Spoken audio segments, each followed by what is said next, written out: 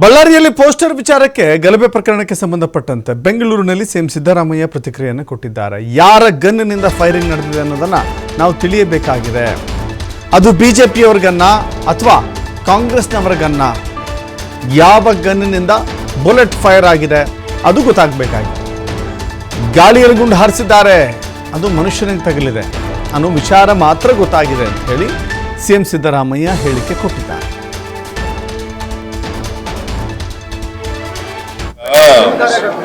ಅದನ್ನ ಎಂಕ್ವೈರಿ ಮಾಡಕ್ ಹೇಳಿದೀನಿ. ಯಾರ ಗನ್ನಿಂದ ಬುಲೆಟ್ ಬಂದಿದೆ ಅಂತ ಹೇಳೋದು ಗೊತ್ತಾಗಬೇಕಲ್ಲ. ಅದು ಬಿಜೆಪಿಯವರ ಗನ್ನಿಂದ ಬಂದಿದೆಯಾ ಇಲ್ಲ ಕಾಂಗ್ರೆಸ್ನವ್ರ ಗನ್ನಿಂದ ಬಂದಿದೆಯಾ ಅಂತ ಗೊತ್ತಾಗಬೇಕು. ಅದಕ್ಕೋಸ್ಕರ ಅದನ್ನು ತನಿಖೆ ಮಾಡಿ ಅಂತ ಹೇಳಿದ್ದೀನಿ. ಎಂಕ್ವೈರಿ ಮಾಡಿ ರಿಪೋರ್ಟ್ ಕೊಡಿ ಇಮಿಡಿಯೇಟ್ ಆಗಿ. ಖಾಸಗಿ ಬುಲೆಟ್ ಅನ್ನುವಂಥದ್ದನ್ನ ಅಲ್ಲಿ ಎಸ್ಪಿ ಮಾಹಿತಿ ಕೊಟ್ಟಿದ್ದಾರೆ.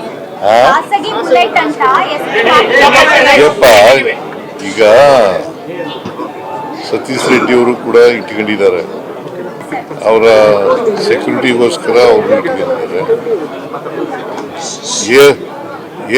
ಏರಲ್ಲಿ ಗನ್ ಫೈರ್ ಮಾಡಿದ್ದಾರೆ.